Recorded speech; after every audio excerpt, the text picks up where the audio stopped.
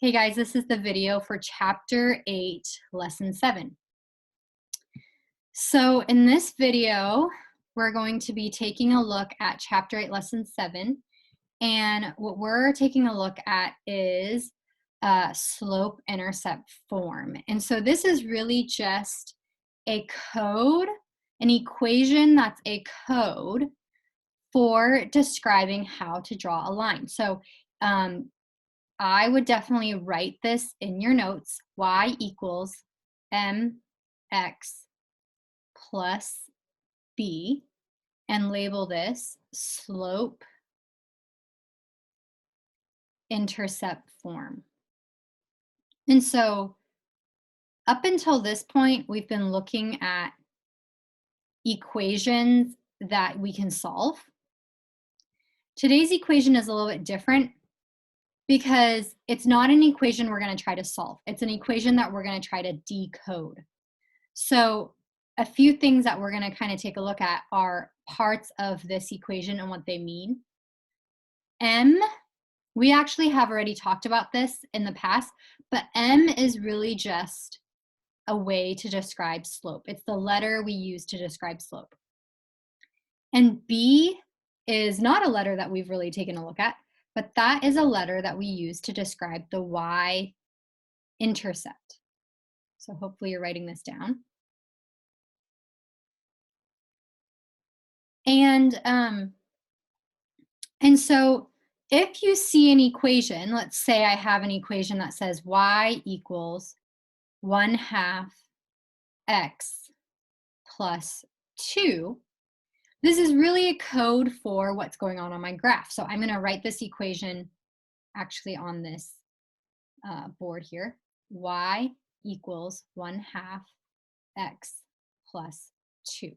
So like I said, this represents the slope, and the B represents the y-intercept. So let's talk about what that would mean. So if I have a graph and I'm going to draw this line, what's important is I need to know where to start my line. And so that is why this y-intercept is key, because that tells me that my line is starting at +2 on the y-intercept. And then once I have a starting point, I can follow my slope to draw my line. So slope of 1/2 means that it's going up 1 and to the right 2. So we talked about slope, how it's the rise over the run. It's going up or down over left and right. So it's going up 1 over 2. So now I can use my starting point to draw my next point following the slope. So up 1 over 2.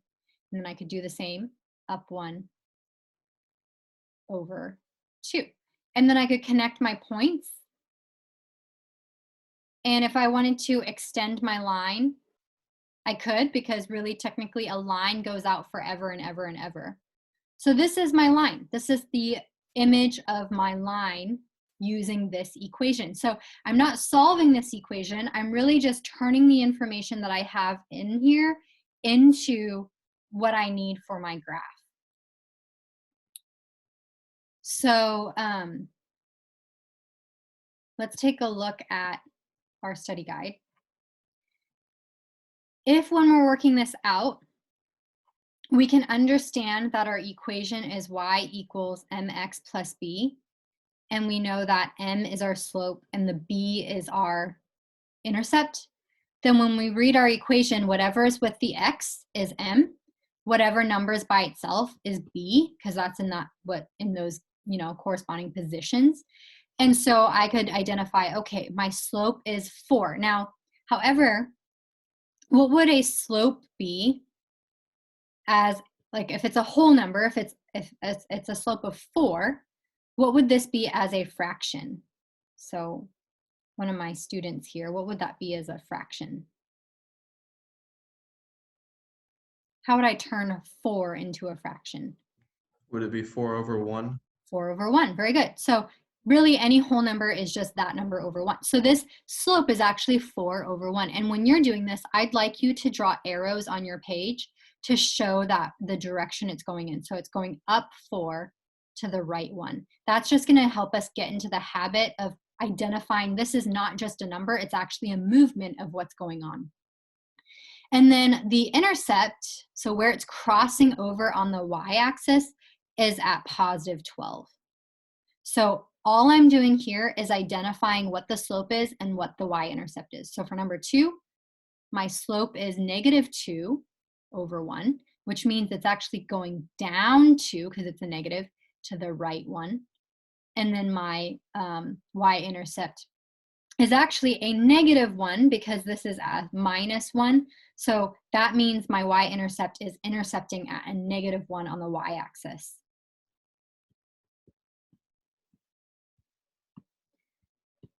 Okay, so you can do 3, 4, and 5 and check your answers. I have them up here. Now let's talk about number 6. What's interesting about number 6 is that it's not in the form of y equals mx plus b. It's switched around. It's out of order. So I'm going to bring this onto my whiteboard. 5x minus y equals 22. So I have an equation here. That's 5x minus y equals 22. Now here's the thing. I want this to be in the form of y equals mx plus b, because if I can identify m and identify b, I know what the slope and what the y-intercept is. And you might be looking at this and you might think, oh, well, I know the slope. The slope is 5. And, well, 22 is the number by itself, so the y-intercept is 22. So that might be your initial guess. Okay, so let's just put this here. The guess is that slope is 5 and the y-intercept is 22. Okay, now let's check. The way we can double check and make sure that this is in y-intercept form is I can rearrange my numbers. So we're basically going to apply the ideas that we know from working out algebraic equations by like solving algebraic equations to work this out. So because this is negative y, I want this to become a positive. So I'm going to add y to cancel it out, and I'm going to add y on the other side. So now I have 5x equals 22 plus y. Now I want this to be where I have mx plus b.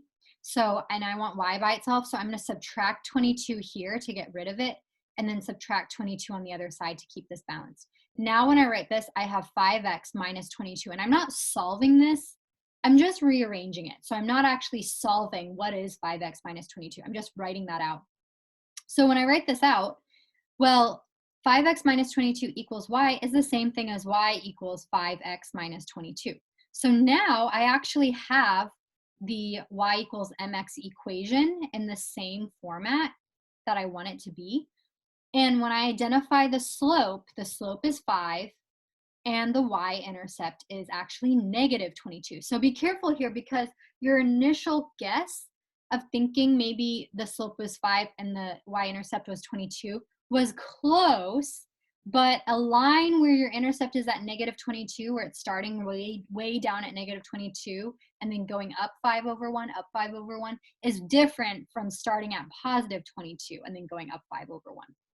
So if I were to go back to my study guide and identify what is my slope, I'm going to actually probably write my equation down, y equals 5x minus 22, on my study guide. So this would become y equals 5x minus 22. And then my slope is 5 over 1. And my intercept is at negative 22. So I'm still identifying what's my y-intercept and what's my slope. Well, that would be my answer there. Okay, so let's take a look at number 7.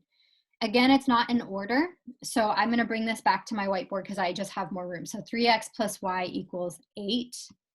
What is it? 3x plus y equals 8. Yellow is probably not the best color. 3x plus y equals 8.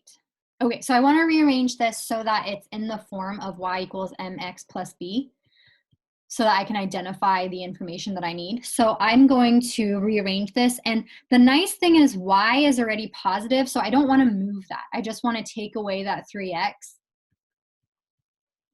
And so y stays there. It's already a positive y. And then I have 8 minus 3x, which really, I could probably have written this as y equals negative 3x plus 8, because this 8 is a positive.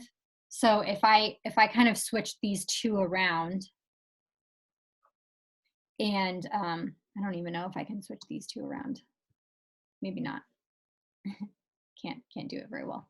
But basically I have y equals negative 3x plus 8. So if you notice, the slope is actually at negative 3 and the y-intercept is at 8. So you do have to do some rearranging to make sense of the equation if it's not in the right format.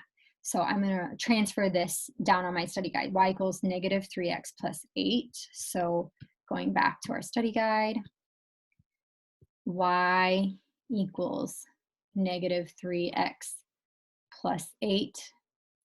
And my slope is negative 3 over 1.